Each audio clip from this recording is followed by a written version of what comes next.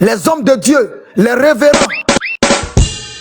Si vous ne vous levez pas, je vous jure, le malheur de Dieu va s'abattre sur vous, chacun d'entre vous. Parce que vous avez laissé les gens jouer avec le nom de Dieu comme une balle de tennis.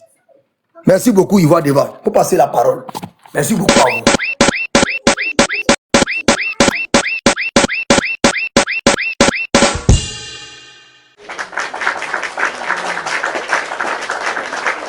Merci. Mon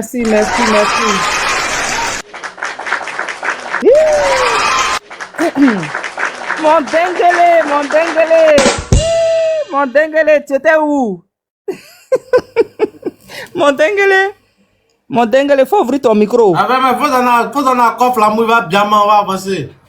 Tu es méchant, on n'a pas droit à la parole, quoi. Ah, faut donner un Nous, on moment n'a pas de droit à la parole. Déjà, on n'a pas droit à ouvrir le micro. Quand vas-y, la main, faut bien. On est humilié. Et puis, on est là, on attend pendant des heures, on n'a pas droit à la parole. Non, arrêtez ça. Oh. Vas-y, la main, vas-y, maman Kassé, vas-y. Mais non, mais moi, j'ai remarqué que sur ce panel, je suis méprisé. Pourquoi?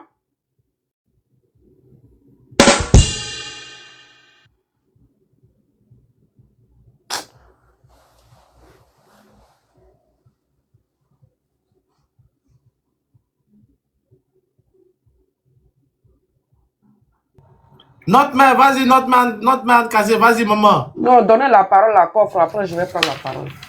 Maman, quand tu vois, tu es là? Faut donner à Coffre. Ou bien, ma soeur Anne, faut parler, pardon. Faut laisser pas. Peut-être ils ont oublié. Tellement qu'on était moi, j'ai remarqué ça, que c'était non, ils te méprisent. Non, tu ne peux pas te mépriser, ma soeur. Moi, je vais vous demander pardon. Souvent, ils oublient, c'est pas qu'ils non. Il faut prendre la parole, ma soeur. J'oublie. Non, moi, je ne vais pas ménager le problème. Non, faut parler, prends la parole. Je vais vous dire simplement que... Non, pas bon, je me mute, prends la parole, s'il te plaît. Je vais vous dire simplement que je suis quand même une mère de famille. Hein. C'est parce que je vais apporter ma parole. Voilà pourquoi je monte sur On descend. On s'est fâché. Tu es notre maman. De toute façon, il y a parlé, toi tu dois parler derrière moi. Les gens veulent t'écouter, ils sont en train de demander pardon, il faut parler. Tu t'avais oublié. Moi, j'ai ouvert mon micro parce que ça fait des semaines, le fils de l'enfant l'autre est mort. J'ai demandé d'engueuler le téléphone. Depuis, je n'ai pas de retour. Il a dit, Dame, votre travail m'envoie. Je n'ai pas. Voilà pourquoi j'ai ouvert mon micro. Je ne monte pas comme ça pour ouvrir mon micro. Peut-être qu'elle a oublié parce que comme moi, j'ai changé. Pourtant, il a appelé, il a dit, il n'a qu'à t'envoyer le numéro de Ladi. Je lui ai bien dit ça. Donc, c'est pour cela que j'avais ouvert mon micro parce que c'était important pour moi. Moi, je ne monte pas comme ça pour ouvrir mon micro. Puis, je m'ai fait arrêter comme ça. Et puis, les autres ont le droit de parler. Moi, je n'ai pas le droit d'ouvrir mon micro. C'est pas bon. S'il vous plaît. On est des mères de famille, même si je ne mérite pas le respect, parce que comme je suis habitué maintenant, il y a un manque de respect. J'ai remarqué ça envers moi. C'est pas bon. Parce qu'il y a des gens qui écoutent et qui pensent que je ne mérite pas ce manque de respect-là. Eh bon, maman Anne-Kazé, je ne me démute pas comme ça, hein. Mais pardon, la brillante intervention de Dengele, il faut qu'on renchérisse un peu là-dessus. Ce que tu as dit là, tu as parfaitement raison. On te présente nos sincères excuses. Voilà. Merci encore une fois. Tu as la parole. Voilà, ça c'est... J'étais monté pour donner mon point de vue par rapport au comportement de cet homme de Dieu. Cet homme de Dieu, bon, moi je ne sais pas si c'est un homme de Dieu, mais moi je trouve que c'est la faute à nos dirigeants. Parce que je pense que tout ce qui s'est passé par rapport à tout ce qui s'est passé en Côte d'Ivoire, avec toutes ces prophéties sataniques-là, je pense que le fait que le gouvernement était en place, ils allaient voter une loi et puis amener des gens en civil dans ces églises-là et puis avec des preuves à pu fermer toutes ces fausses églises-là.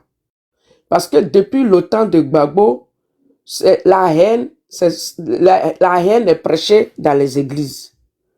La haine est prêchée dans ces églises-là. Depuis le temps de Gbagbo. Alors moi, gouvernement est venu en place, on devait mener des enquêtes sur ces églises-là et puis fermer. On a vu des prophéties quand Gbagbo était au pouvoir, des prophéties dans tous les... C'est-à-dire ils ont participé à détruire ce pays. Ils ont participé. Alors, je ne sais pas pourquoi, pendant 16 ans, rien n'a été fait pour fermer ces églises. Voilà pourquoi ils ont des ailes et ils continuent. Si Dangele vous a fait écouter une, deux, mais il y en a des milliers. Donc, le monsieur qui s'est permis de dire tout et n'importe quoi, c'est le gouvernement. C'est le gouvernement qui a permis ça. C'est le gouvernement qui leur donne le pouvoir. C'est l'Assemblée nationale, c'est la justice. Il faut qu'on se dise la vérité.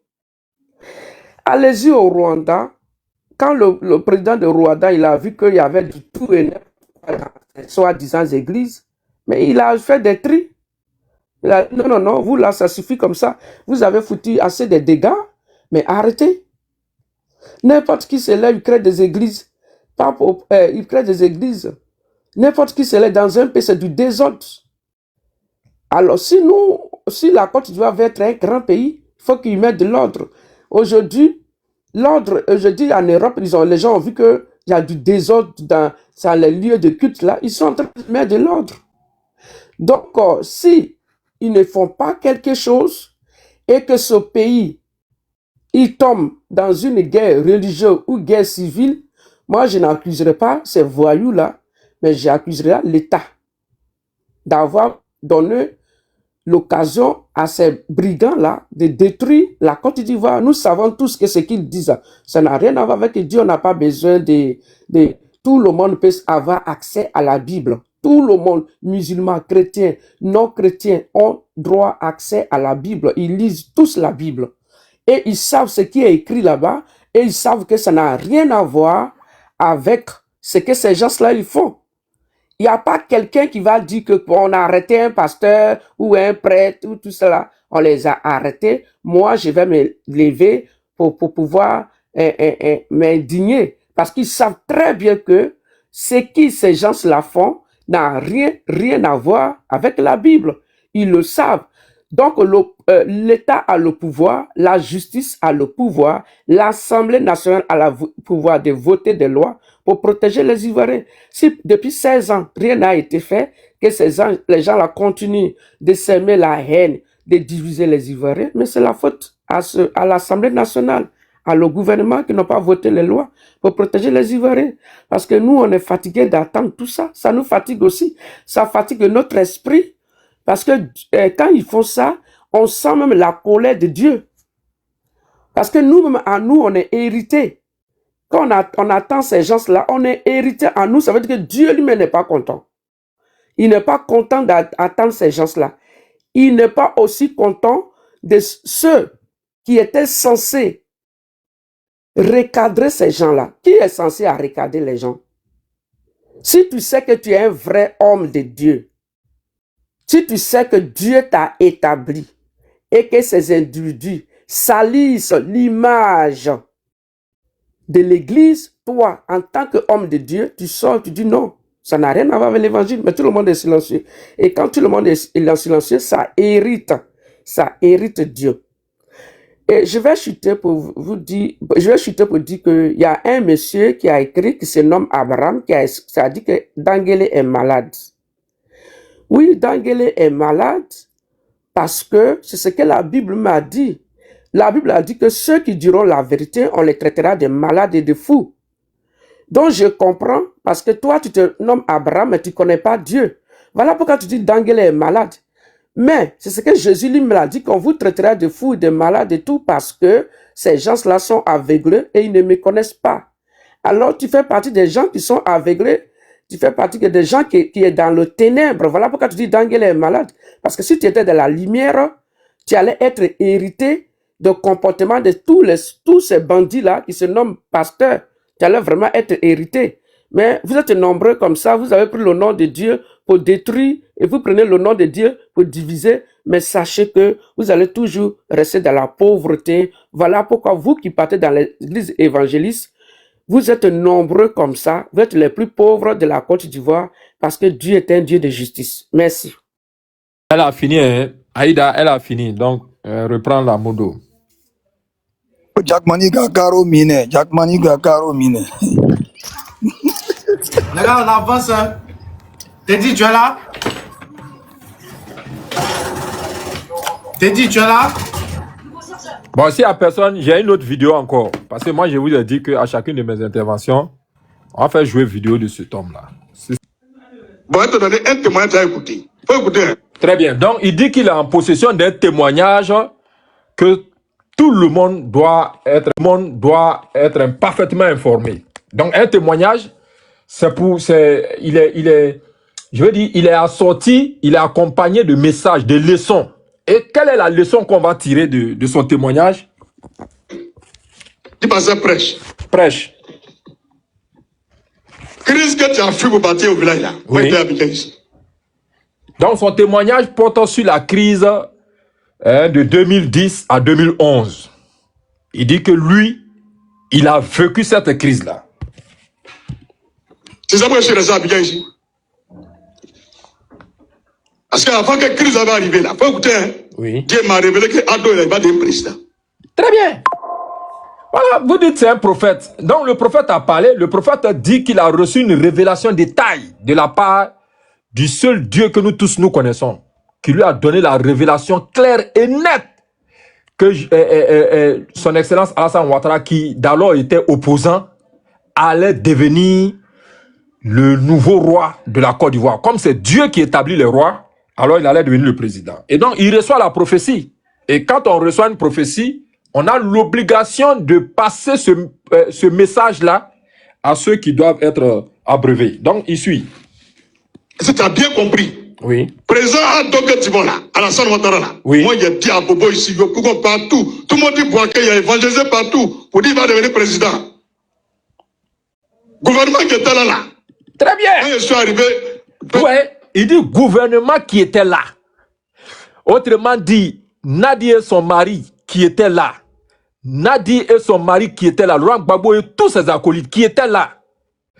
Un prophète de Dieu à qui Dieu a parlé pour dire, dis à mes fidèles, dis à mes serviteurs que moi qui établis les rois, je décide de tourner la part de Laurent Gbagbo et bientôt c'est son excellence Alassane Ouattara qui sera le président de la Côte d'Ivoire. Il a fait cette annonce et le gouvernement qui était là, quelle va être l'attitude de ce gouvernement-là suite à l'annonce comme quoi le président Alassane va être effectivement le président? Oui, au Maou, ils sont très pressés dans la rue, il n'y a pas Facebook, il n'y a pas tout ça là. Ils sont venus serrer 4x4 noirs. Ouais. Avant donc, l'ancien gouvernement avait des 4x4 noirs. Cet ancien gouvernement avait des encagoulés. Cet ancien gouvernement avait des hommes qui faisaient des justices au palais. Et alors, voilà. Ils vont le traquer, ils vont le pied, ils vont le suivre. Et ils l'ont repéré. Qu'est-ce qu'ils vont faire? Ils m'ont tabac. Oh, ils t'ont fait quoi? Jusqu'à ça, ils sont dans mon nez. Et vous voyez? Tellement ils l'ont d'abat, jusqu'à ça est sorti dans son nez. Et la suite, ils sont allés à toi où? Ils m'ont mis dans voiture, ils ont ouvert coffre là, et puis ils m'ont mis dedans. Et comme un bagage. Vous voyez, vous qui dites droit de l'homme, est-ce que le coffre là, c'est fait pour prendre un être humain?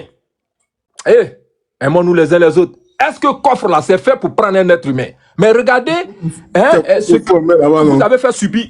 Pardon? C'est pas qu'il faut mettre dans le coffre. Regardez ce que vous avez fait subir à un prophète de Dieu. On ne pas le micro comme cela, Fakele. Hein? Regardez ce que vous avez fait subir à un prophète de Dieu. Ils l'ont pris comme marchandise pour le mettre dans le coffre. Et qu'est-ce qu'ils vont faire? Destination, ils t'ont amené où? Devant le procureur? Ils t'ont amené où? Devant le juge? Ils t'ont envoyé où? Je n'entends plus rien, je ne vois plus rien, je ne sais même pas où je suis. Si je suis mort, je ne suis pas mort. Là, personne n'a attesté, mais je ne sais plus rien. Quand je me suis réveillé là, c'est 4 jours après, au banco. C'est pas possible. Ils t'ont envoyé au banco, où on lave les habits là. Ils l'ont envoyé là-bas, au banco dans la forêt. Vous voyez? Ouais. Les donneurs de leçons, un prophète de Dieu, on le prend comme marchandise. Destination inconnue, c'est même pas chez le procureur, ce n'est même pas à la DST, ce n'est même pas dans un sous-sol. On l'envoie parmi les animaux. Regardez comment vous le traitez. Hein? Parmi les animaux. Parce que la forêt de Banco, c'est pour les animaux. C'est une forêt classée pour la sauvegarde de la faune. Alors, non, oui, la faune et la flore, parce que les animaux sont là-bas. Et on le prend, un être humain qui est censé vivre en société, on le prend, on le met parmi les animaux. Et qu'est-ce qui va se passer? La forêt de Banco, là, je suis réveillé là-bas. Sans la réveiller sec. C'est les gardes forestiers là qui tournaient et puis qui m'ont vu. Je suis parti à 3 rues chez ma maman. Elle m'a envoyé dans une clinique. Ils ont enlevé les trucs là. Débouché le nez là. Ouais, pendant 4 jours, il n'a pas bu. Pendant 4 jours, il n'a pas mangé. Pendant 4 jours, il est privé de sa famille. Mais ça, c'est un Lazare qui est là. Parce que Lazare a fait 4 jours et il est revenu. Mais c'est la vérité. Lazare a fait 4 jours. Quand on a appelé Jésus pour dire, si tu étais là, il n'allait pas connaître ce sort-là. Et ça fait combien de temps? Marthe, la soeur de Lazare, dit, ça fait 4 jours, Seigneur, qu'il est dans la tombe. C'est sûr que ça sent. Pendant 4 jours, il ne mange pas, il ne boit pas. Regardez ce que vous avez fait à l'homme de Dieu. Et il poursuit, hein. Et moi, il a vécu. Lui, quand tu entends, il est en train de parler là. Oui. Dans la fin des prophéties là, voilà ce que l'autre là, il m'a fait. Voilà. Il dit, regardez, vous leur donnez des leçons là. Regardez ce que Koudou a fait à ce monsieur. Regardez, c'est lui-même qui le dit. Il dit, regardez, ce que l'autre là m'a fait, Laurent Gbagbo m'a fait ici, dans ce même pays là. Vous étiez où? Donner des leçons. Nous, on n'a pas envoyé au Banco. Jamais de la vie. Et on n'a pas laissé pour moi pendant 4 jours. Jamais de la vie. Tu as compris? En tout cas. Donc quand la prophétie s'est réalisée là, oui, tout le monde a fui à Abidjan. Le Seigneur dit, toi, il faut rester. Faut rester pour voir ce que tu as dit jusqu'à la fin. Raille que tu vois ça là, raille que tu vois là. Tu ne peux pas traverser ça. Quand tu mets ton pied dessus, tu t'en Dieu m'a toujours permis de traverser, aller et puis venir. Tu sais où il m'en va? Non. Je m'en vais évangéliser dans Christ. De la jour, je suis arrêté, quartier qu'on appelle Sogefia là. Oui. Quand on met boum, terre rouge là, ça vient tomber sur mes pieds. Voilà. Donc, lui là, il n'a pas besoin de votre compassion. Il n'a pas besoin de votre pitié. Il n'a pas besoin que quelqu'un d'entre vous se porte avocat pour monter sur des panels. Non, il n'a rien fait. Il sait ce qu'il fait. Il a été dans la crise. Un acteur majeur. Quand on fait boum, la terre rouge là vient, ça tombe sur son pied. Toi, tu étais où pendant ce temps? Tu as pris mamie pour faire casque sous lit là. Lui, il a vécu ça. Et rien ne peut lui arriver. Il continue. Nous, on a vu ça colo. Voilà. C'est pas on dit. Voilà. Tu as compris? C'est pas ceux-là qui ont coupé mon cœur. C'est tout. Vous avez peur de quoi? Nous, on va lui faire quoi? Parce que quand vous montez là, qu'est-ce que vous voulez? Il a déjà tout vu. Un petit cocotin, maîtriser quelqu'un, mettre un menotte là, ça va faire quoi? Quelqu'un qui a vu bazooka, qui a vu roquette, terre rouge sauter pour venir tomber sur son pied. Rien ne lui est arrivé. Gbagbo a failli le diable pendant 4 jours. Il est encore là. Il n'y a rien qui peut lui arriver et il continue. C'est un bouche là, il a pris pour parler, puis ils sont venus. C'est tout. Il reconnaît que c'est lui qui parle bien. Est-ce que c'est toi ta bouche qu'il a pris? C'est pas ta bouche. Il sait ce qu'il dit, il sait ce qu'il fait. C'est sa bouche qu'il a pris et c'est sa bouche là qu'il prend pour mettre dans ce qui ne le regarde pas absolument. Donc il n'a pas besoin de ta compassion, il n'a pas besoin que tu prennes pitié de lui. Absolument pas. Elle ne peut pas couper mon cœur. C'est tout. Donc, nous on va faire quoi ce monsieur? C'est pourquoi je vous pose la question. On ne peut pas couper le cœur de ce monsieur. Qu'est-ce qu'on va faire subir à ce monsieur qui va l'effrayer? Tu étais où pendant la crise? Tu étais où quand Dieu l'a établi? Quand Dieu l'a choisi, toi tu étais où? Alors il poursuit. Jamais. Jamais. Jusqu'à la fin du monde. Jamais coco. Et tous. Jamais. Voilà. Si vous ne savez pas, renseignez-vous. C'est tout. Je n'ai même pas de maison. Donc bref, ça c'était l'une des vidéos que j'ai voulu faire partager parce que j'avais dit qu'effectivement ce monsieur, au temps de Laurent Gbagbo, Gbagbo a failli dire ce monsieur et c'est un ressuscité qui est là.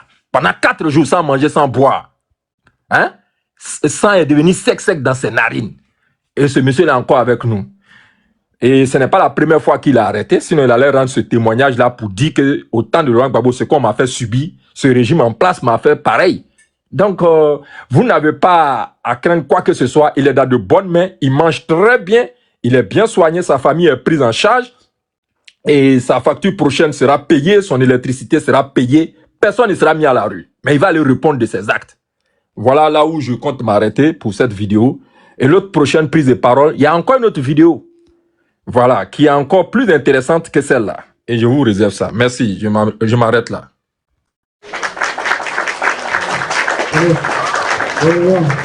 C'est factuel. Moka, vas-y, être en modération, s'il te plaît.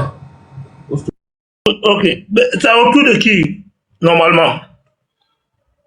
Vous donnez à Maman Côte d'Ivoire. Si elle n'est pas prête, tu donnes à Frankelin de Fila. Ok. Bon, Maman Côte d'Ivoire, vas-y. Est-ce que Maman Côte d'Ivoire est là? Je crois qu'elle n'est pas là. Ok, Frankele, vas-y. Frankele. Bonsoir à tous les panélistes. Pour commencer, je vais dire merci à mon esclave Dengele. Il a tout résumé. Hein. Voilà, Dengele a tout résumé. Il n'y a rien à ajouter.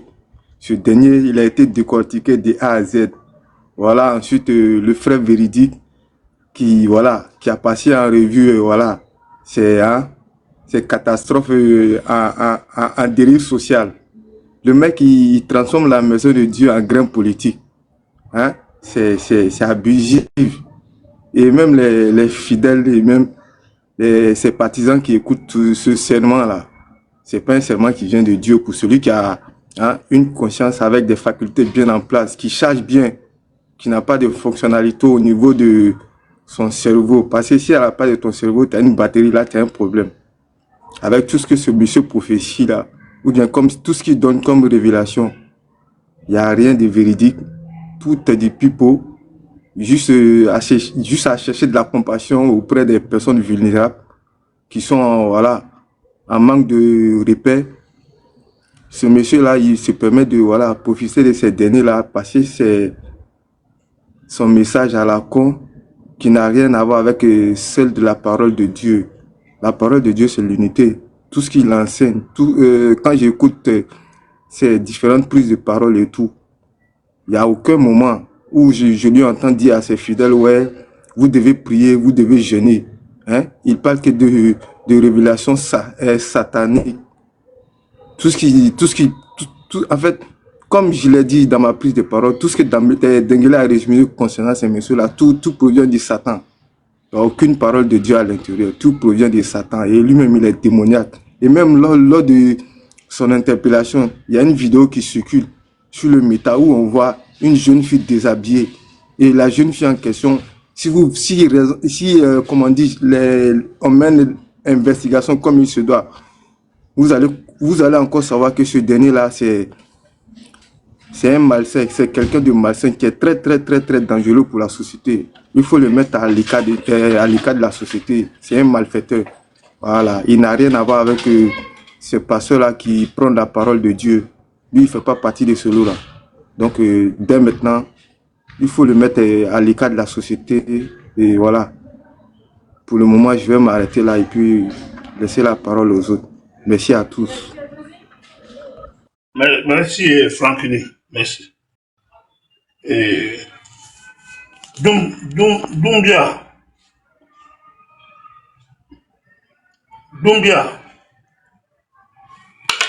Est-ce que Doumbia est là? Okay. Maman Kassé. Oh non. Ah, d'accord, merci mon grand. Moi, aujourd'hui, j'ai compris pourquoi l'Afrique est en retard, quoi. Parce que il y a trop de laisser aller. Et ça aussi, c'est une autre misère hein, qu'il faut combattre.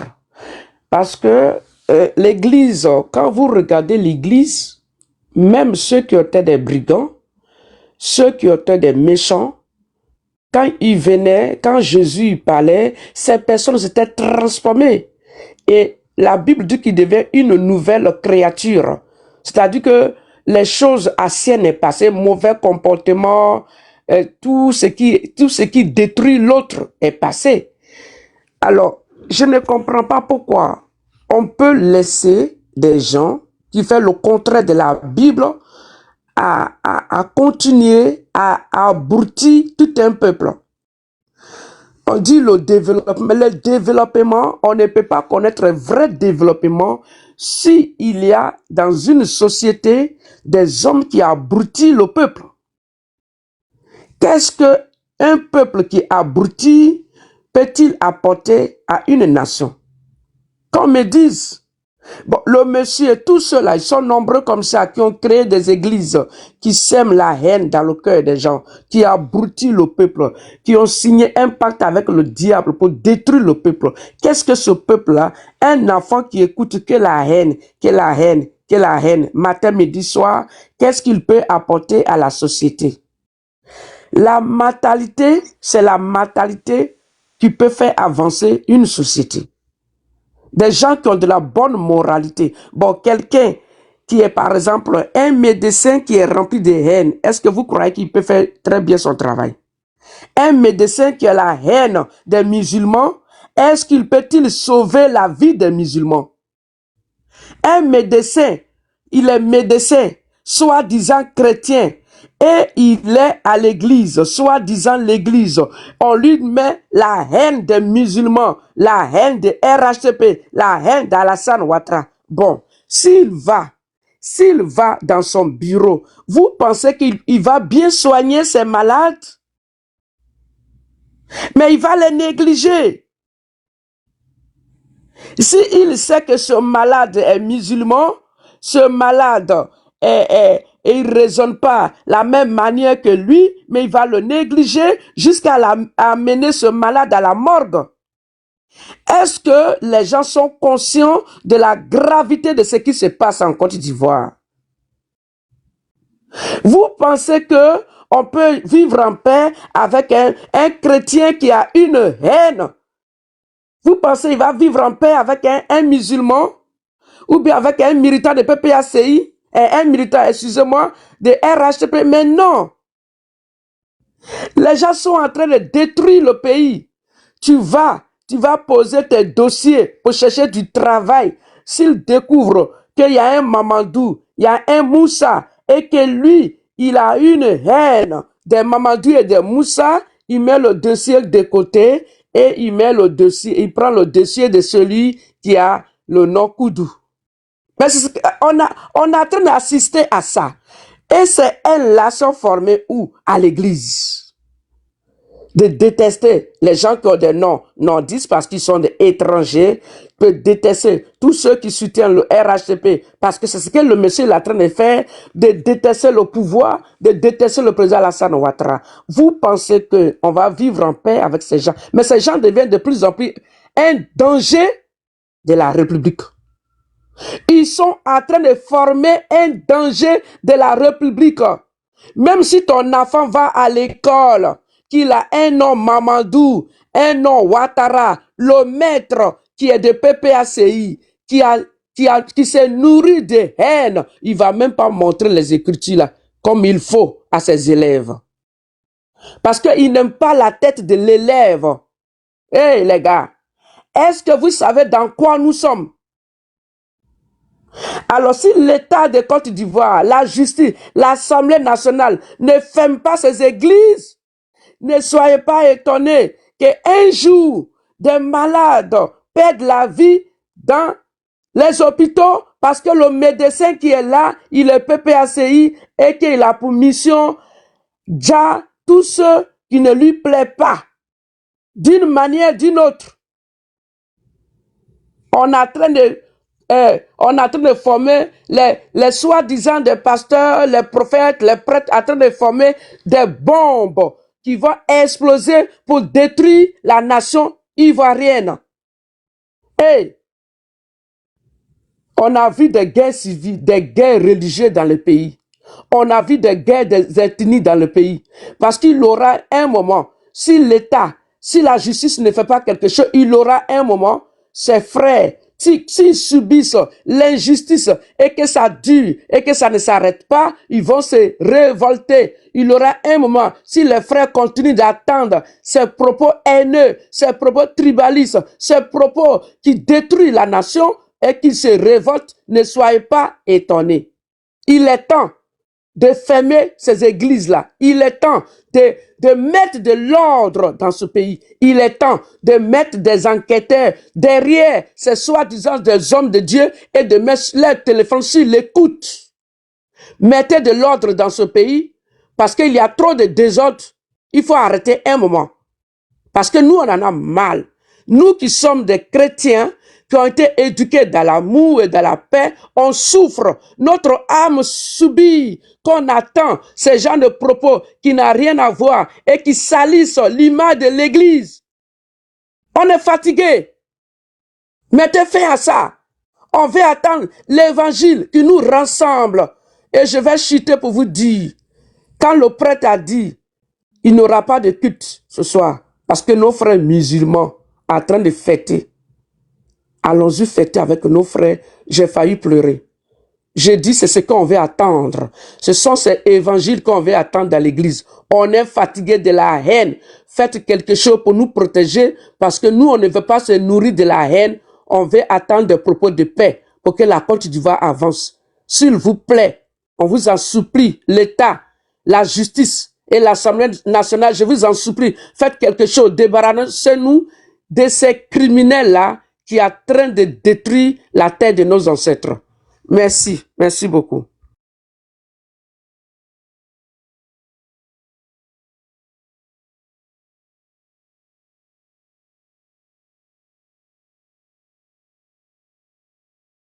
Elle a chuté, hein. Les mots d'eau, vous ne suivez pas les prises de parole. Hein.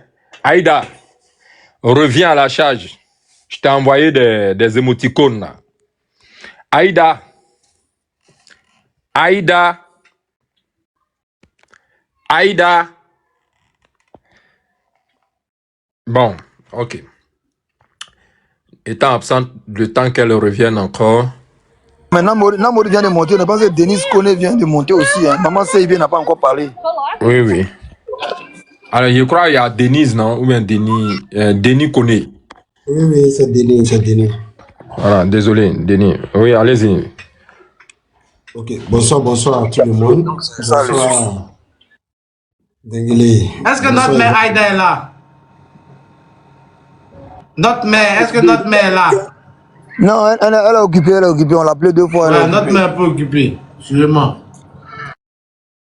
Vas-y, Denguele, vas-y. Okay. Vas-y. Merci beaucoup, Ivoire Débat. Merci beaucoup, Ivoire Débat. Voilà. Oui, vas-y, Denis, vas-y. Merci beaucoup, Ivoire Débat. Merci beaucoup. Ok, donc, vous voyez, moi, je suis un gars, je ne parle pas pour parler. Ici, quand il y a le débat, que je vois que je ne me retrouve pas dedans, je reste en bas, je tapote. Voilà. Mais le débat où je vois que je peux m'exprimer aussi, je monte, je donne mon avis. Mais les intellectuels malhonnêtes, les PPAciens là, quand vous les voyez monter, faire des divagations là, ne prenez pas votre temps avec eux. Nous, on est là, poto pour eux. Voilà, leur niveau là, c'est à nous notre niveau. Quand ils viennent se jouer les tontons là, vous nous cherchez en bas, faites monter, on va gérer ça. Vous êtes intellectuel. Ils ont tous vu, quand ils ont vu Cornet, ils ont vu quoi faire Denguele, ils ont tous vu. Très élevé. Voilà, votre niveau est très élevé pour eux. Donc vous nous voyez en bas, prenez-nous, on va gérer ces côtés-là. Quand les intellectuels vont venir, vous allez faire le débat avec eux. Parce que comment comprendre quelqu'un qui fait sortir des propos haineux? Au fait, la haine, c'est une maladie. Toi, tu fais culte. Il n'y a pas parole de Dieu dedans. C'est décès de quelqu'un, tu parles seulement. Ou soit tu es là, on nous gouverne ceci, on nous fait ceci, on nous fait cela. Maintenant, on arrête ces derniers. Vous êtes là maintenant pour défendre les bêtises que la personne fait. Vous cautionnez ces bêtises-là. Au fait, rééduquer quelqu'un est très très difficile. Parce que, au fait, ce qui n'est pas habitué là, c'est ça tu veux l'obliger à devenir, à être. Voilà, donc c'est ce qui les arrive actuellement. Ils étaient tellement dans le libertinage, donc aujourd'hui, on les impose la liberté. Parce que c'est la partie là qui ne comprennent pas. La liberté et le libertinage. La liberté est encadrée des règles. Le libertinage, c'est de faire tout, n'importe comment. Donc, c'est ce qui les fatigue. Quand les gars portent les vestes, vous les voyez, vous les trouvez intellectuels. Il n'y a rien dans les têtes. Tu peux avoir bac plus 5. Mais si une fois tu adhères dans le groupe là, tu deviens le plus bête de ta famille. Même lui qui est au primaire, il est plus intelligent que toi. Voilà ce qui est PPACI. Donc ces gens-là, ne perdez pas votre temps avec eux. La partie, je suis d'accord, c'est quoi? En même temps, ceux qui manipulent là, vous essayez d'édifier les personnes que les gars essaient de manipuler. Sinon, c'est là, il n'y a rien dans les têtes. Quelqu'un qui est dans son église, qui ne prêche pas la parole de Dieu, qui ne prône pas la paix, qui ne prône pas l'amour. Mais vous appelez ça homme de Dieu. Maintenant, ceux qui n'ont pas la réflexion tirée vers là-haut, ils vont penser que non, on attaque les chrétiens. Oh, ça n'a rien à voir. Même un musulman, tu fais ça, on t'arrête. Un imam, tu fais ça, on t'arrête. Voilà, tu es là-bas, tu prônes la paix, tu essaies d'éduquer les gens. Mais vous, ce n'est pas le cas. Tout ce que, si le monsieur, même quand tu regardes ses vidéos, tu commences à décortiquer, mais tu vas passer toute la nuit sur sa vidéo, tu ne vas pas finir de décortiquer. Il est là pour que de la haine. On vous parle de ça, vous venez encore, vous défendez, ah non, c'est un homme de Dieu, c'est un homme de Dieu. Quand vous attaquez l'homme de Dieu, c'est que le pouvoir va ceci, le pouvoir va cela. Mais vous avez oublié qu'avant, on ne les interpellait pas, hein, on les jassait. Le monsieur quitte à la mosquée à 5 heures, on coupe devant lui, on le prend, il va appeler à la maison, il ne s'exprime pas. Là, vous ne parlez pas de ça. Quand il s'agit de ça, vous êtes dans le passé. Mais c'est normal qu'on soit dans le passé. Quand on dit rien tes erreurs pour corriger là, c'est-à-dire quoi? L'erreur est déjà faite, l'erreur c'est le passé. Mais pourquoi on nous demande de regarder l'erreur pour corriger? Donc quand vous êtes là, parlez au moins, même si vous êtes des opposants, mais soyez des opposants crédibles. Dites la vérité, défendez la bonne cause, mais incapable. Voilà pourquoi mon frère Dengele, à chaque fois, il vous allume. Lui, il n'a pas d'état d'âme envers vous. C'est normal. C'est normal. Si vous vous jouez bête là, Dengele désormais là, les intellectuels, soi-disant intellectuels là, quand c'est la montre là, quand il veut se jouer les tontons là, nous qui n'avons pas le niveau de faire les grands débats là, faites-nous monter, on va gérer avec eux. Et puis assister le débat. Vous allez apprécier. C'est là, même un élève de ceux deux, de 2000, de 99 là, peut gérer les cas. Avec les bacs plus 5, les bacs plus 10. Il n'y a rien dans les cervelles. Au fait, la haine les a aveuglés. La haine les empêche de réfléchir. C'est la haine qui fait ça. C'est une maladie très grave. Donc je vais chuter par là en disant que ces fainéants là, ces diables là, quand ils montent ici là, nous on est en bas, on est là à tapoter. Faites-nous des mains, on va monter puis on va gérer les cas. Merci beaucoup à vous tous. Je fais mon micro par là. Allô? Allô? Oui, Oui, Aïda. C'est qui? Ah, Non, le papa Namori. Tu as parlé? non, Tu non, as j'ai pas parlé? parlé. Non, Tu n'as pas encore parlé. Vas-y, non. papa. Merci beaucoup. Vas-y. Bonsoir Degré, bonsoir Anne-Cassé, bonsoir à tous les panélistes, bonsoir Iwa Deba. Alors, franchement, pour aller un peu plus loin, vous savez, cette histoire-là, c'est vrai qu'aujourd'hui, c'est le pasteur qui est à l'ordre du jour. Mais pendant les élections, on a vu le comportement des instituteurs. On a vu leur comportement. Ça dit, avec du recul, quand tu analyses tout ça, tout cet assemblage-là, mais tu te dis que vraiment, le mal, il est vraiment profond. Et c'est ce qu'Anne Cassé a dit tout à l'heure. Le mal, il est vraiment profond. Hein. On a vu un groupe d'instituteurs, c'est-à-dire appartenant au PPAC, malgré qu'ils sont payés avec l'argent du gouvernement, l'argent de l'État, l'argent du contribuable, mais ils ont décidé de ne pas aller enseigner les enfants. Et ils avaient un représentant. Ça dit qu'ils sont allés créer un groupe, plus de combien de personnes? Ça dit que livrer nos enfants, refuser d'aller enseigner les enfants, et puis ils sont restés là. Soit disant que ouais, et ils doivent se faire entendre aussi. Donc, pour vous dire que vraiment, cette histoire des gars du PPACI, c'est vraiment un truc à prendre vraiment au sérieux. Mais très au sérieux. C'est vrai que à un moment donné, il y a eu un laisser-aller. Mais c'est pourquoi souvent, j'ai dit chaque fois que c'est laisser-aller là, mais ça va durer. Parce que quand quelque chose dure là, mais ça s'enracine. Vous voyez, c'est comme un arbre qui est en train de pousser, mais quand l'arbre est en train de pousser là, ses racines sont pas encore profondes, mais on peut l'arracher avec un bras. Mais à un moment donné, mais pour arracher maintenant, il faut une machette. Et c'est ce qu'on est en train de vivre là. Parce que quand tu écoutes le pasteur qui dit que depuis 2004, lui, il est dans cette posture-là, ça dit des informations, des propagations, des haines dans son église. Mais imaginez-vous, depuis 2004 jusqu'à aujourd'hui, les enfants, c'est-à-dire qu'un enfant qui avait 10 ans à l'époque, aujourd'hui, l'enfant, il est grand. Mais l'enfant a grandi avec cette haine-là. Mais ce sont ces gars-là souvent qui viennent nous emmerder sur les panels et qui propagent la haine sur les panels. Les Céalans, les Circo, tous les enfants que vous voyez là, les Benito, les Siki, c'est pas de leur faute, hein. C'est les enfants, c'est pas de leur faute. Hein. Ils sont nés dans la haine, on les a allaités dans la haine.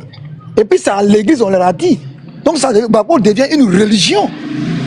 En fait, la PPACI devient les enfants sont les victimes, il ne faut pas les en vouloir. Hein. Les Ziggy, les Benito que vous voyez là, les Oxymores là.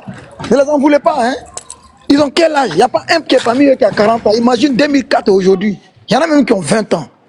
Ça veut dire qu'ils sont nés à l'église. Ne les en voulez pas. On doit prier pour ces enfants-là. C'est pour ça que j'en veux aux évêques, aux pasteurs et puis aux révérends. Je les en veux.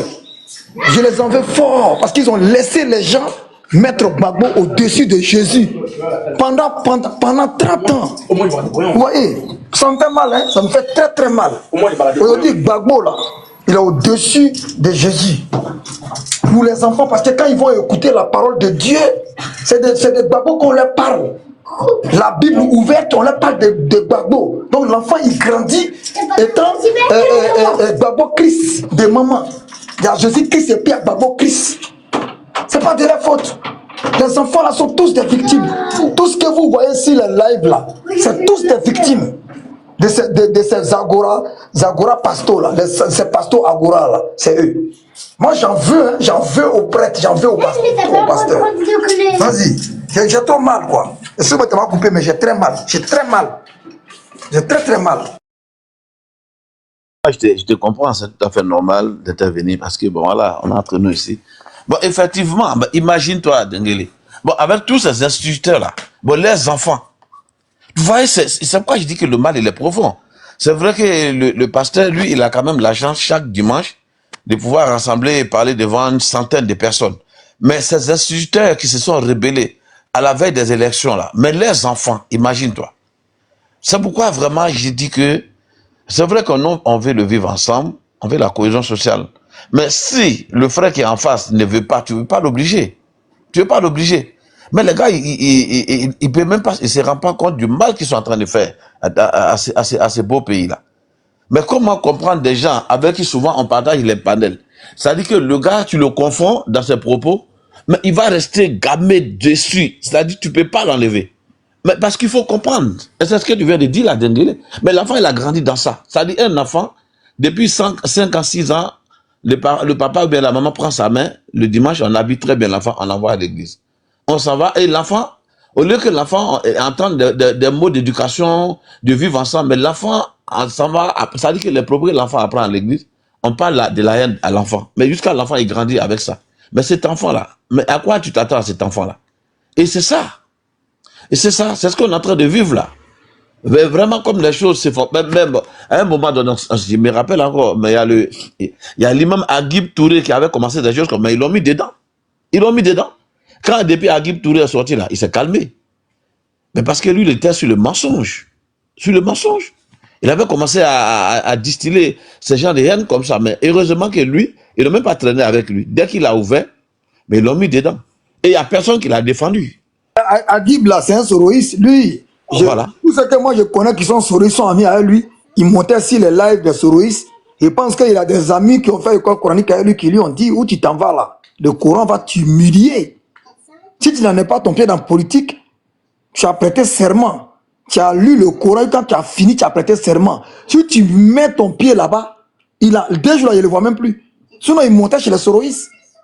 Ce sont les imams recrutés par Soro pour discréditer le gouvernement, soit disant oui, on a quitté de 2 500 000 de Hajj à 3 millions, patati patata. Pourtant, lui-même là, son loyer là, il a augmenté. Toi-même, tes maisons là, tu as augmenté le loyer par rapport à quoi? Et puis, c'est pas d'autres qui a augmenté.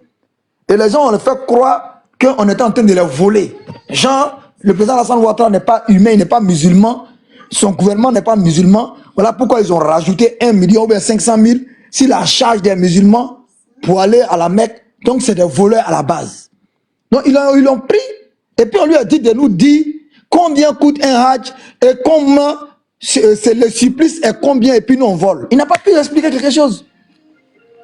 Et ces personnes-là demandent pardon pour ne pas qu'on montre leur interrogation. On lui dit, mais il faut nous dire, si toi, tu étais à la place du président, là, tu allais faire le Hajj à combien? Tu allais faire le Hajj à combien?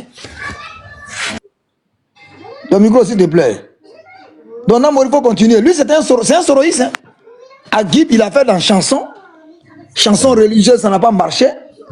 Il a voulu faire la propagande de Soro. Guillaume, on lui a mis à sa place. Là où il est, là, il attend le moment opportun. C'est un imam recruté par Soro. C'est lui qui fait les doigts, c'est lui qui fait les trucs. Hein.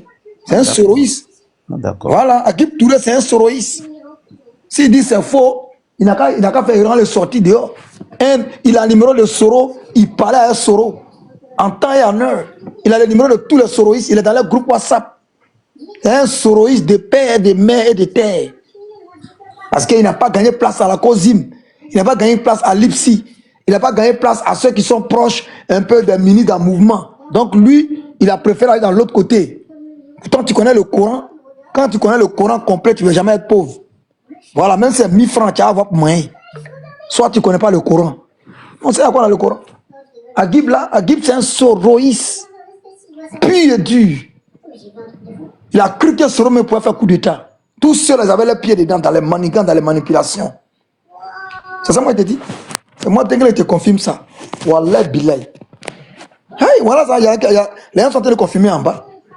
Il y a I26 qui confirme, Général CG, Général confirme, il y a Cap aussi qui confirme, Capi Fof confirme. Tous ceux qui connaissent Petit là, Petit imam là, Agib là, il n'est même pas un imam. C'est les petits imams du quartier qu'on peut faire prier les gens, les soldats tout tarawi des mois de carême là. Quand ils ont fait prier les gens, et puis les gens leur disent salam alaikum, ils pensent qu'ils sont arrivés.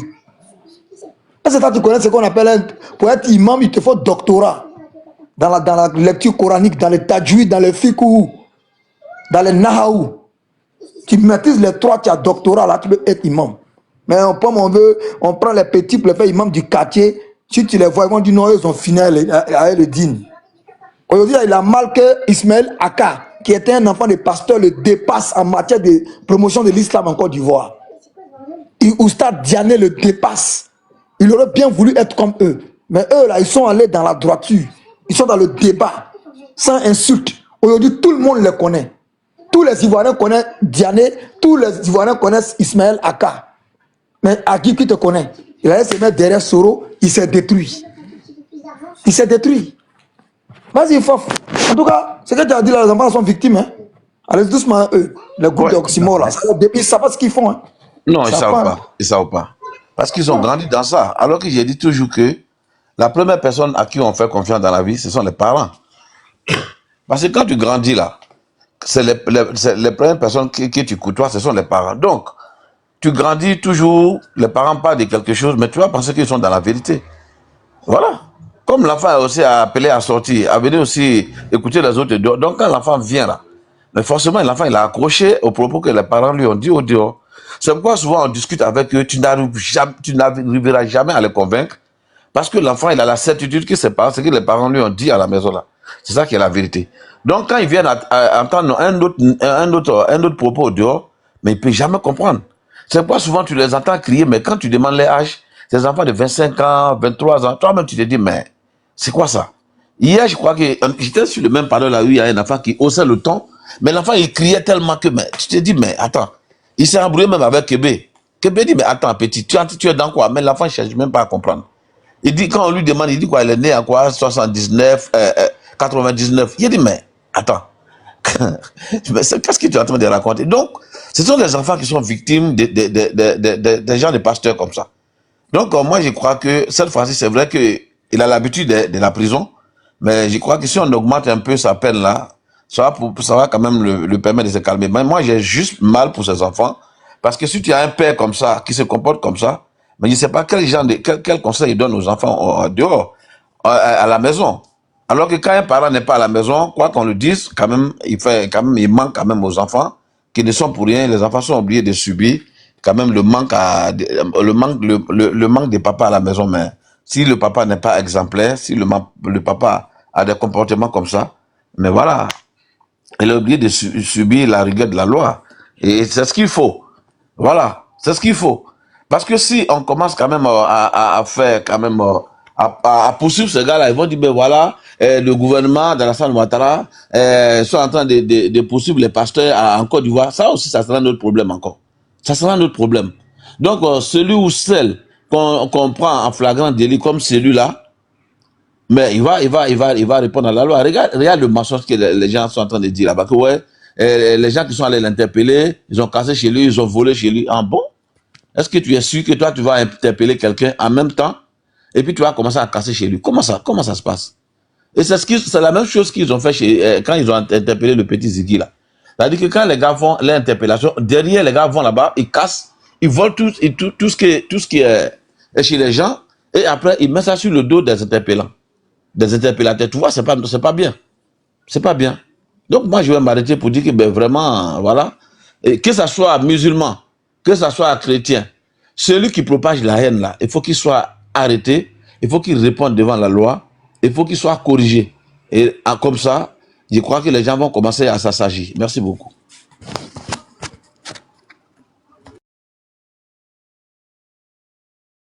Beaucoup le papa Namori. Maman Côte d'Ivoire. Maman Côte d'Ivoire, tu es là? Oui, je suis là. Ma maman. Je suis, il y a rebondissement. Rebondissement. Tia. Adja. Adama. Nouvelle maman. En tout cas, qu'est-ce que je voulais dire tout à l'heure? Désolée, j'étais occupée. J'entendais, mais mes mains étaient prises du coup. J'ai pas pu ouvrir mon micro. Attendez, je vais me mettre dans un coin plus calme. Sinon, il y a du bruit ici. Voilà. Donc, qu'est-ce que je disais? Hey, les Ivoiriens disent c'est tchor. Ya! Tcha, tcha, tcha, tcha. Est-ce que vous savez que la vidéo que notre frère Véridique a jouée tout à l'heure là, mon frère Véridique, pardon, faut m'envoyer la vidéo tout à l'heure là, de ce pasteur là. Ça là, c'est ce qu'on appelle la confusion. On doit partager massivement cette vidéo là de VAR. Parce que cette vidéo là, non, elle met fin au débat. Elle met fin au débat. Elle met fin au débat. Tout à l'heure, j'étais avec mon deuxième téléphone sur Facebook et je tombe comme ça sur la page d'un de nos cyberactivistes. Voilà. Et dans cette histoire de film de ce pasteur, en fait, de ce soi-disant pasteur là, il y a beaucoup de rebondissements. Je vous invite à aller voir plus tard, hein, voilà. Mais c'est pour vous dire quoi? Vous avez vu tout à l'heure, avant que on ne monte et tout, il y avait beaucoup de gars sur le panel, ils étaient en train de s'échauffer, d'autres étaient en train de dire leurs indignations. Oui, je dénonce comment on appelle les pratiques d'interpellation et tout. Et vous avez vu que quand on a commencé à rentrer dans les VAR, là, ils se sont cherchés un à un. Non? Et Dengele et Kof sont montés. Les gars, là, moi je dis, et nous tous, je pense qu'on a compris, il ne faut plus discuter avec un gore. C'est peine perdue. Le gars, quand le gars veut venir se jouer en donneur, en moralisateur, il faut lui sortir les VAR. Il faut lui sortir ses agissements de son passé présent. Un passé très présent. Ce n'est pas à eux là de nous faire la morale. Ce n'est pas à eux. Ils n'ont pas, c'est-à-dire qu'ils n'ont pas ce cucus. Ils ne peuvent pas nous faire la morale. Ce n'est pas possible. Eux, sous leur régime là, je le redis encore, il y a certaines personnes qui n'ont pas eu la chance d'être interpellées. On a violé leur intimité et on est allé les extirper et après on sait où on les a retrouvés. Aujourd'hui là, ça dit qu'ils s'agrippent sur n'importe quel événement. Si je peux même dire buzz pour essayer de manipuler, mais ça ne prend plus parce que on a renversé la vapeur. Parce qu'au début, là, ils ont pu manipuler les masses parce que beaucoup de gens comme nous, là, les denguelés, tout ça, on n'était pas vraiment dans le game comme maintenant. Donc, nos guerriers, là, sont sur la toile, on veille au grain. Et dès qu'ils veulent essayer de manipuler, là, nous, on rattrape, au calme. On va rattraper. Les enfants du Prado, là, il y a tout dedans. Il y a de tout parmi les enfants du Prado. Nous sommes tous polyvalents. Chacun peut faire quelque chose et chacun sait faire quelque chose.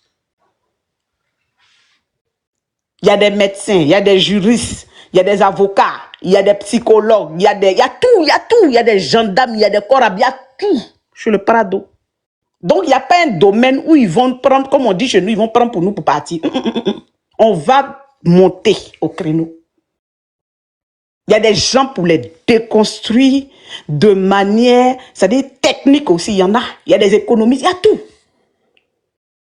Et on le fait mieux parce que nous, là, on le fait avec des preuves soutenues. On ne vient pas faire du verbiage comme eux parce que eux, là, tout ce qu'ils disent, quand le gars te dit bonjour, là, il faut ouvrir tes yeux pour bien voir s'il fait jour. Parce que même leur bonjour, là, moi, j'en doute. Parce que c'est des menteurs et des manipulateurs, c'est des roublards comme leur leader, leur crise de Mamala. Vous avez vu aujourd'hui comment Gbagbo a détruit comment on appelle la jeunesse. Tout ça là, ça découle des agissements de Gbagbo. Hein. Tout ce qui se passe aujourd'hui là, ça découle des agissements, des mauvais agissements, c'est-à-dire des agissements de Gbagbo. Gbagbo a gangréné la jeunesse ivoirienne. Il a nourri, il a biberonné, c'est-à-dire la haine aux enfants de la Côte d'Ivoire. Il a abruti beaucoup, nombreux d'entre eux. Malheureusement. Parce que tout à l'heure, mon frère Denguélé disait que les Benito, oui, tout cela, c'est les rejetons de Gbagbo. Parce que Gbagbo a endoctriné leurs parents. Donc, leurs parents, à leur tour, les ont endoctrinés. Et c'est dans ça que nous partons comme ça. Parce que les Benito là, nous, ce sont nos enfants. Ce sont nos enfants. Donc, les Gbagbo là, ils ont endoctriné les pères. Et c'est-à-dire que les pères ont transmis ça aux enfants. Et aujourd'hui, c'est ce que nous sommes en train de voir. Mais ça va durer jusqu'à quand ça? Il faut que ça s'arrête un moment. Il faut que ça s'arrête. Toute la politique de Gbagbo, là, ce n'est que la division, la haine, le mépris de son prochain, de son semblable. C'est Hitler même avec la peau noire. C'est tout. Parce que pour eux, là, si tu n'as pas une belle gueule d'ivoirien comme ils veulent, tu n'es pas ivoirien, tu n'es pas suffisamment ivoirien. Pourtant, eux-mêmes, là, quand tu regardes, tu fouilles là, leurs origines, là, ils ne sont pas authentiquement ivoiriens. Mais regardez ce qu'ils ont, c'est-à-dire regardez comment ils ont gâché l'avenir des gens, des générations sacrifiées. Aujourd'hui, il est vieux, il est vulnérable. Mais il a fait des dégâts, ce monsieur. Il a fait des dégâts. Nous autres, là, moi, pourquoi je n'ai jamais été gbagboïste et puis je n'ai jamais supporté ce monsieur, et puis je n'ai jamais... J'ai dit, il n'y a pas un jour où moi, il n'y a pas un jour où moi, là, c'est-à-dire que j'ai approuvé les actes de Gbagbo. Non. Parce que en fait, je connais ce monsieur-là, je sais comment il a commencé en politique. J'ai vu. J'ai vu comment ce monsieur-là s'est comporté avec le premier président. Et ça m'a... Vous savez, un être humain, là, c'est depuis ta tendre enfance que les choses importantes te marquent. Et moi, c'est quelqu'un que je n'ai jamais, devant Dieu, je n'ai jamais approuvé. J'aime pas sa politique. En tout cas, je n'aime pas sa façon de faire la politique. Ce n'est pas un idéal politique pour moi. Parce que je trouve, en fait, son verbe est dur, son verbe est brutal, en fait. J'aime pas. J'aime pas. Et il y a la violence qui va avec. Il y a la violence verbale, il y a la violence physique qui va avec. Et aujourd'hui, c'est ceux-là qui disent que le président Alassane est violent, ses partisans sont violents. Mais qui a commencé la violence? C'est eux. C'est eux. Regardez aujourd'hui, jusqu'à même ça dit ça, ils ont colporté ça maintenant dans la maison de Dieu. Ça dit que maintenant là, ils mélangent Dieu, ils blasphèment maintenant. Tellement qu'ils ont fait un travail de fond. S'ils n'ont pas eu compassion du général Gueye qui allait chercher refuge dans une église, dites-moi, qu'est-ce qu'ils ont, ceux-là, quelles sont leurs limites? Ils n'ont pas de limites. Ils n'ont pas de limites. La Bible, là, ils la lisent à l'envers. Parce que la Bible que moi j'ai lue là, et que je continue de lire là, c'est-à-dire la Bible, Dieu nous dit de partager l'amour, de cultiver l'amour de nos prochains, de notre semblable. La Bible ne nous dit pas, surtout le Nouveau Testament ne nous dit pas d'avoir de la haine contre les autres, même nos ennemis. La Bible nous dit d'aimer nos ennemis. Donc ce que ce soi-disant pasteur, ce pseudo-pasteur en train de faire, c'est pas la Bible. C'est-à-dire il est carrément à côté de la plaque. C'est-à-dire qu'il ne cultive même pas l'amour. Tu sens qu'il est animé de haine. Sinon, comment tu peux aller parler comme ça d'une autorité alors que voilà la VAR qui vient de sortir que sous Gbagbo, là, voilà ce qu'on t'a attrapé, voilà comment on t'a traité.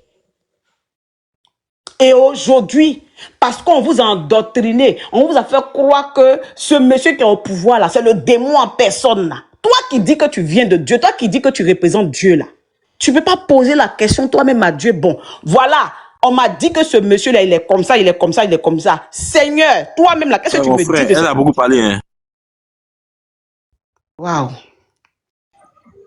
Ok, donc je me tais, il faut parler alors. Il faut parler. Mais franchement... Bonsoir tout le monde. Ferme ta gueule, ferme ta merde ta merde de micro là, puis descends. Mal élevé. Allez, bouge, dégage, va en brousse. Dégage. Ferme ton micro là-bas. Pourquoi vous n'êtes pas éduqué? Pourquoi vous êtes allergique à la bonne éducation? C'est des victimes de Gbagbo. C'est des victimes. Aucune éducation. Aucune. Ils sont sauvages, mais je sais pas. Ils sont plus que sauvages, mieux. Sauvage, quand il y en a en brousse, c'est sauvage. Ceux-là, c'est des invertébrés. Je ne sais pas comment il a dit. Invertébrés. Je vais te invertébrés. Mais si c'est comme ça là, c'est pas mieux, on va écouter ADC. Ado Côte d'Ivoire.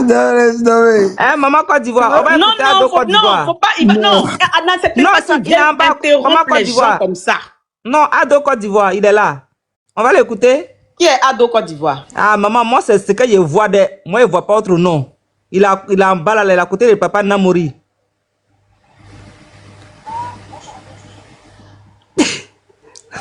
C'est pas possible, ça.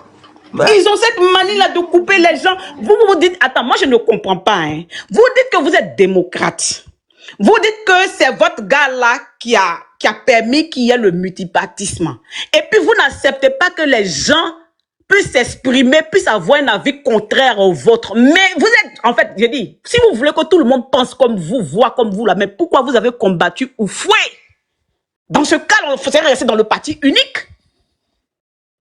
C'est pour ça que je vous dis que vous n'êtes pas dans un combat. Vous êtes dans une escroquerie. Parce qu'on ne peut pas s'exprimer avec vous. On ne peut pas choisir avec vous. Moi, je suis dans... Aïda, je m'arrête là. C'est bon. Je vais descendre carrément et puis je sais pas... Non, maman, il faut rester là. Non, c'est bon. Je ne suis pas fâchée, je descends. Non, je vais descendre. Donnez la parole à quelqu'un d'autre. C'est pas... Je reste en bas. Je suis sur le panel. Je reste en bas.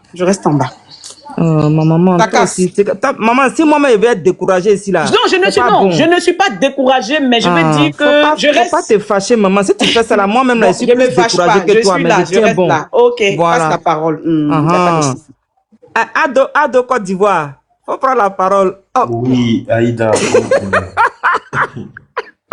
C'est de bonne guerre, Aïda. Mais oui, c'est Alan. Moi, je t'ai déjà dit. Il dit quand il voit écriture ça là, c'est Ado Côte d'Ivoire. T'as monté, t'as descendu. Vas-y, faut prendre ton temps de parole.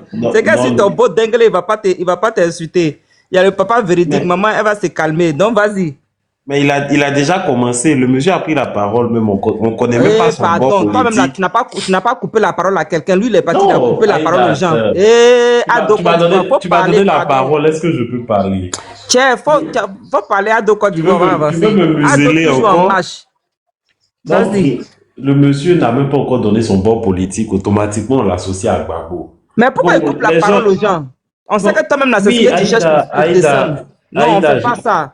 On fait pas ça. Tu sais, quand les gens prennent la parole ici, là, moi j'ai toujours dit, il ne faut pas couper la parole aux gens. C'est important parce que quand tu coupes la parole aux gens, ça veut dire que les gens ils n'ont plus envie de continuer. C'est Alain. Est-ce que je peux avoir la parole si on me donne? Tu auras la parole quand tu vas nous écouter. Mais je t'écoute. C'est Alain. Oui, c'est Alain. Oui. Ton mentor ADCI là. Oui. Si on le met avec Gbagbo, lui-même va voter Gbagbo. Lui, il est candidat Gbagbo, il va voter Gbagbo. À Salé Tchemoko, il est Gbagbo. Est-ce que c'est mauvais d'être Gbagbo? Donc, quand on a dit que le monsieur, il est gore, c'est pas injure, pourquoi il va se fâcher? Il est gore. Qui a dit que c'est... Je dis, il n'a pas encore donné son bord politique. Comment toi, tu présumes qu'il est gore? Qui a fermé ton micro, ton téléphone sonne? Voilà. Ado Côte d'Ivoire en marche. Toi, tu te prends vas-y pour ton temps de parole. C'est tout ça là, nous, on veut venir changer. Mon frère, merci beaucoup. Pardon, toi, il faut fermer ton micro, il faut fermer ton micro. Ado Côte d'Ivoire en marche, il faut parler. Aujourd'hui, on est dans une position où on veut couper ce cordon-là. Parce qu'on a l'impression que la politique se résume à deux faits. Aux événements de 2000 jusqu'en 2010 ou 2011, voire même aux situations, c'est-à-dire deux personnes, entre M. Laurent Gbagbo et le président Ado. C'est tout ça là qu'on veut changer. La politique là, ça tourne pas qu'autour de ces deux personnes-là. Et ce qui est dommage, c'est que on s'attarde plus même à parler de M. Laurent Gbagbo, c'est-à-dire dans ses méfaits, que souvent même on oublie le reste. Aujourd'hui là, on est en phase, on est en position de force. Quand je dis position de force, la Côte d'Ivoire aujourd'hui, c'est l'épicentre de tout ce qui se passe au niveau de l'Afrique de l'Ouest. Et si on n'arrive pas à valoriser ce thème-là, on n'arrive pas à valoriser cette compétence-là, je pense que ça sert à rien. Excusez-moi, j'ai le nez un peu pris, mais je pense que ça sert à rien. La politique, là, ça se résume pas qu'à M. Laurent Gbagbo. La politique, là, ça se résume pas qu'au président Ado. La politique, là, c'est la saine appréciation des situations présentes.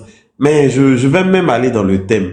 Le pasteur aujourd'hui, là, il a parlé. Maman Côte d'Ivoire, moi, je serais bien heureux quand tu évoques la liberté d'expression dans le cas du pasteur. Moi, je serais bien heureux quand tu évoques la liberté d'expression dans le cadre où il y a des personnes aujourd'hui qui usent de cette liberté d'expression-là et qui se retrouvent derrière les barreaux. Moi, je serais bien heureux quand tu avances ce thème-là. Donc, le monsieur ici, là, il t'a coupé. Moi, je pense que ça valait pas tous ces injures-là, tout ce qu'on a eu à entendre là. Pour moi, c'est pas ça le débat public.